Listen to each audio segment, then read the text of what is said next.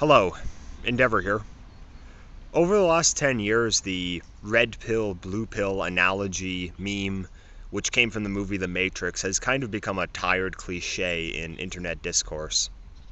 As you probably all know, it originated from the scene in the movie when Morpheus offers Neo a choice between taking a red pill and a blue pill. If he takes a blue pill, he wakes up in bed having forgotten everything he has seen, and if he takes a red pill, then it means that he learns and he continues down the rabbit hole and begins to learn more truths about the world.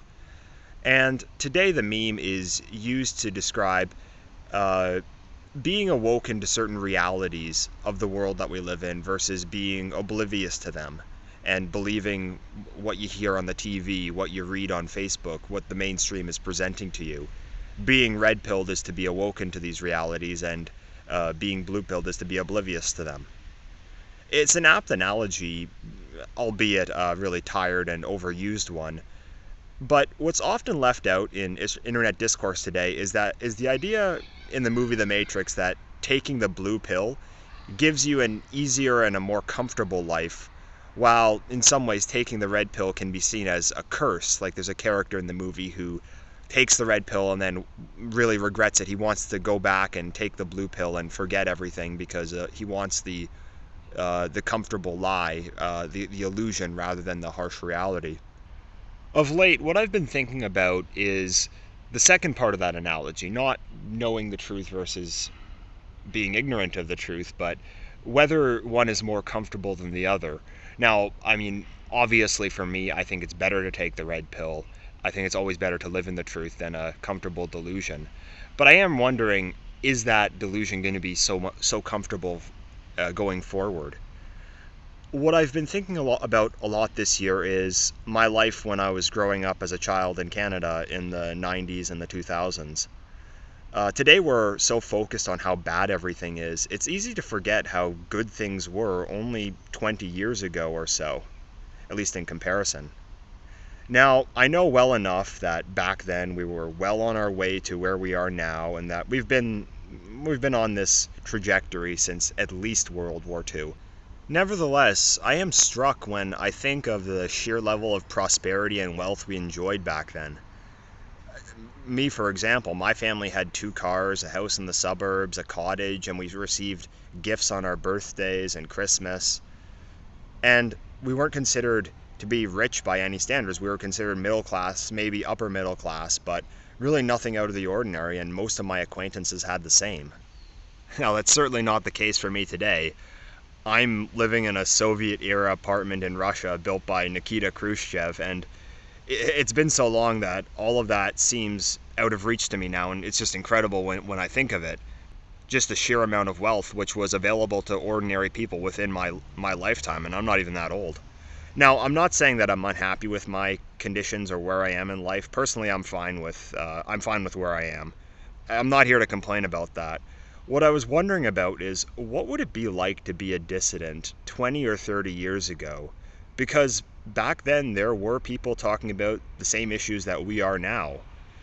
Back in the 90s or the 2000s, a normie could expect a decent job, a family, a house, a car, a vacation each year, provided that they don't step too far out of bounds and question certain fundamental issues. Being a dissident 20 or 30 years ago, you would have had almost no outlet to share your concerns over issues like race, immigration, the JQ, and if you did share these with people, you'd be met with very little interest, if not outright hostility, and the problems really just weren't as manifest as they are now, so people would have a lot harder of a time understanding any of it all, let alone actually embracing it. And the costs you would pay for telling the truth is you'd lose access to the comfortable lifestyle that the mainstream was capable of providing. And you'd also incur a massive social cost with little to no gain at all. Back then, I can imagine that taking the red pill would have really been a struggle, while the blue pill would have provided comfort and security. And it's easy to see why, for those who were red-pilled back then, the dissidents 20, 30 years ago, the truth was on their side, but it's easy to see why their ideas didn't take off. Now, in contrast, today, it seems to me that the mainstream isn't offering much of value at all. Just consider everything that is expected of you just to be accepted by the mainstream today. If you're white, you're expected to despise your own race and culture and literally kneel down in submission to other races.